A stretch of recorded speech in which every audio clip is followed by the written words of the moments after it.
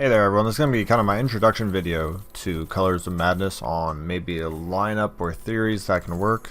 I don't need shovels. Not sure what I was doing.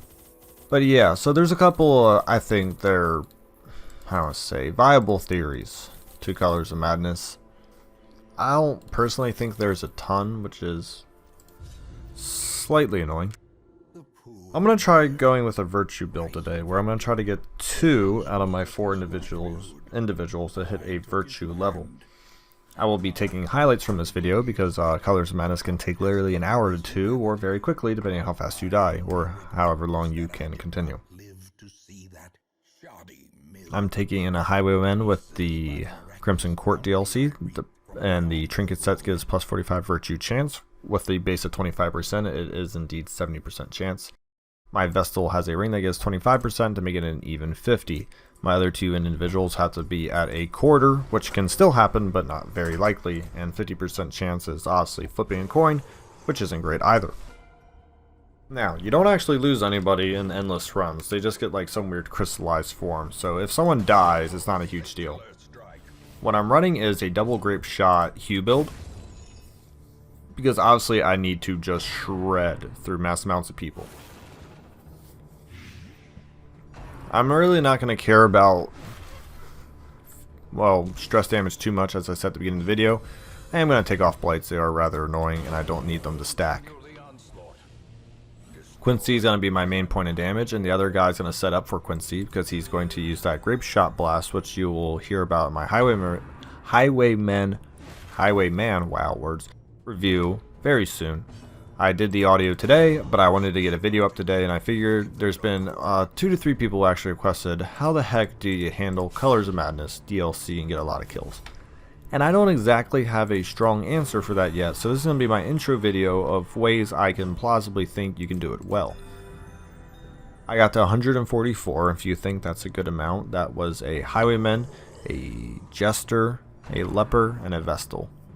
Therefore, really the only difference in this lineup here is another Highwayman, but it completely changes the lineup because now we have no stress heals or buffs, which is a really, I don't want to say issue, but a big change because obviously these people are going to do a lot of stress and you need to be ready to counteract that stress, or this strategy is pretty much embracing the stress, and that's a very more RNG dependent, but I believe if we get a virtue chance on 2 people, it will actually be the correct choice, because virtue chances also give you other benefits of stress reduction without using skills and also just power-ups, I believe. I don't know all the virtues off the top of my head, so I can't really tell you which each one does. We are going to kill the Foreman. The Foreman does a lot more damage. But, so that's that. Other people have had, I believe, great success using shield breakers. I think some people use like 2 shield breakers, a Jester, Vestal. I don't know. There's a lot of combinations out there. And the problem is there's a lot of protection-based enemies as you get further in, which is why I can see shield breakers being a very viable choice later. But for now, the Leper takes care of the first 2 rows, while the Highwaymen are going to essentially eliminate rows 2 to 3. As you can see, this first room here is going fairly well. The Grapeshot Blasts are just tearing through them. Really no issue. I don't even know why this Seeds of Madness popped up. It should have just really spawned me out. I don't need anyone healed. I'll just duelist advance. I don't think it carries. It might, but I don't think it does. I think it's gonna go away. I always get confused on things that carry and things that don't. Yeah, it didn't carry. This reduces stress, so we'll do it on SQuiDZ. There you go. Oops. Back to my regular lineup. Let's go. It would be kind of cool if that duelist advance kept, because then I could just take it right in this room, get Grapeshot Blast, and reflect a couple. Once again, is his name really Pistrus? Oh, that sounds horrible. Well, anywho, Pistrus sets up SQuiDZ with some of those Grapeshot Blasts, and boom, as you can see, not as much damage as I would like. We're going to try to finish. There we go. See, we got 3 out of 4 killed first turn. And now we only got 1 dude attacking. I don't care about that. Raw physical damage too much. Obviously, 1 Grapeshot Blast should probably kill all of these, thus moving them forward. Alright, so we let one live. That's fine. We got hew. We got other abilities. We're going to hew. And then we will probably actually duelist advance. And then we'll point blank shot. And then we'll have at least a round of possible riposte, which is pretty good.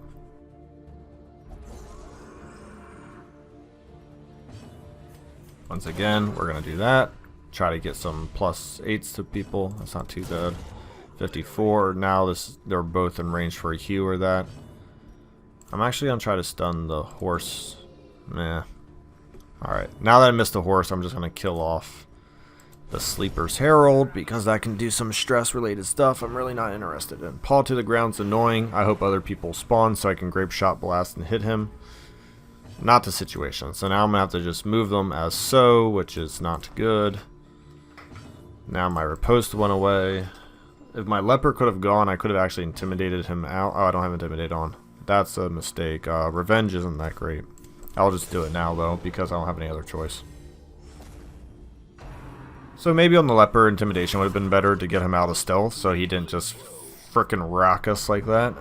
And now it's another horse. Great. See, now I don't have any ways to get horses out of stealth, which is a massive issue. That's a party composition error. Once again, this isn't like the official video yet because I'm gonna weed out errors like that because once they fall to the ground, there is a trinket that actually allows you to shoot stealthed individuals. I'm just trying to remember what it is. At least we got this one stunned, so he's not gonna go away. Therefore, we'll actually duelist advance because when that next horse does paw to the ground, we can actually just essentially smash it with 2 riposte, which is going to be really nice. And we can Grapeshot Blast hitting that one. There we go. The beauty Grapeshot. We're just going to probably have him... actually, we're going to kill that corpse off. There we go. And here we go. We're going to get 2 riposte. Didn't die. And that's also really annoying because my leper got sent to the back. Just point blank. Point blank. Luckily, that actually concluded that section of the fight, which is pretty good. We're making it through. Rather low stress, actually, for now. But that always changes in this next upcoming lineup here. Actually, I think I have full health. Yeah, so make sure you change that party lineup because we definitely don't want to go in with how we were. Splendorous, there we go. That's pretty good. So now we get even 5 more virtue chance, which means 75%. I mean, I don't think I'm going to get... what's the word? I don't think I'm going to get afflicted in this fight, but in case I was close, this would have been probably the room to do it. I am going to take a decent amount of stress in this fight though, and this is where I'm really never going to be able to recover this stress. Therefore, after this room, you're going to essentially see whether my plan is a wild success or just a brutal failure. Brutal. Ooh, nice critical. I mean, I will take away stress with kills and criticals, but at the rate in which it's going to happen, I don't think it's going to be enough. Now, that's perfect positioning. I'm going to weaken up the Swine Heaver because Grapeshot's going to hit all 3 of these people, and I'm hoping to kill off the front 2. And you got to go. Once again, I'm kind of okay with the stress. It's not... I mean, it's part of the strategy. So I'm not going to say it's terrible. Oh, that was terrible, though. Here, let's try him. There we go. So just as planned, if I get to hew, I'll remove the body. Oh, I didn't hew. He's on Boar Rush, maybe. Maybe we can break him. Oh, there we go. We don't have to. I just didn't want to Boar Rush. I can heal HP better than stress, obviously, but doesn't mean I want to take unnecessary damage. It's just you can die at any moment here. Therefore, any damage I can avoid is always beneficial. The wounds of war can be healed, but never hidden. Oh my gosh, man.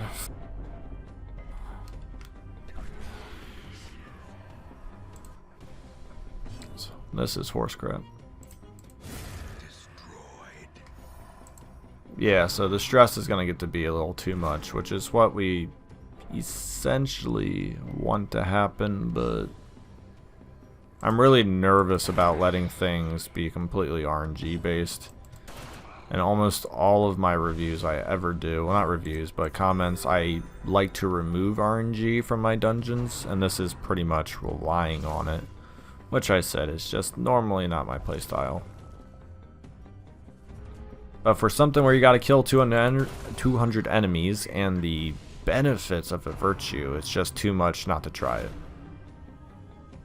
Now the problem is, the leper I might actually want to put a ring on in the future. I like him as damage, and I put the weird Miller thing on him to give him speed and take 0 damage from reaping, because I think someone needs it. Because the healer definitely needs, I guess, healing related items. She can't really go virtue and the Miller's bracelet, or I won't ever get healed for anything. She needs at least one thing to increase it, because normally this is decreased by like 10% heals, I believe, which is just too much. And I'm just getting very unlucky with monster types right now, like yeah, I don't know. I might remove that on the leper, but not the... See, the problem is my guy who has the highest virtue chance actually has the lowest stress, which is counterproductive. So I am actually going to use one of those, because it's just... Dang, 2 dodges. Oh, see, he keeps dodging, which is nice on other days, but not on the days I actually want him to take stress.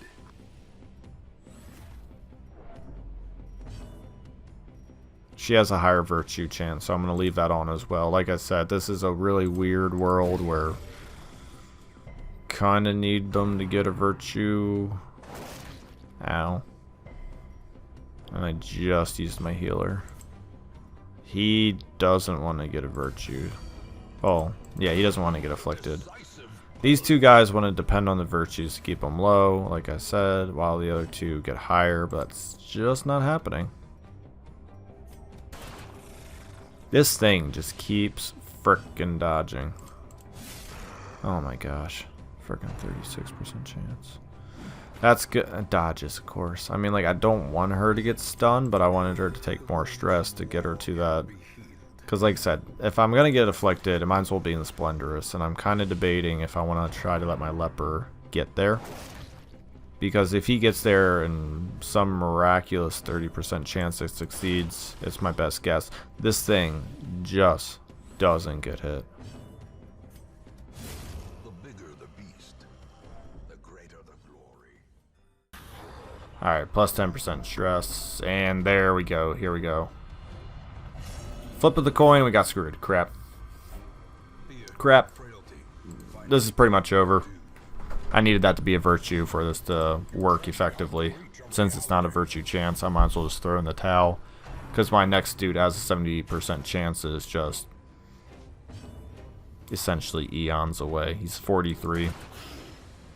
These are my thoughts after the video. I believe a virtue chance could work, but I think it's more RNG based. There's probably other lineups that are not nearly dependent on a virtue chance and do just as fine. I'm going to research a little bit, and then in my next video I'm going to go over 2 to 3 possible ways to at least get over 100 kills and try to crack that 200 barrier mark, if not the 300. At the end of the day, I actually only got up to 68 kills, 65 comment shards collected, 16,000 gold. It's not great, but it's also not too bad. I at least got 60 shards, which is pretty good. There are other ways to do this more effective. Please stick around, because the next video I'm going to try to get out this week will be a little more research on which parties you can do and if a virtue chance is actually possible at all. Thank you for watching.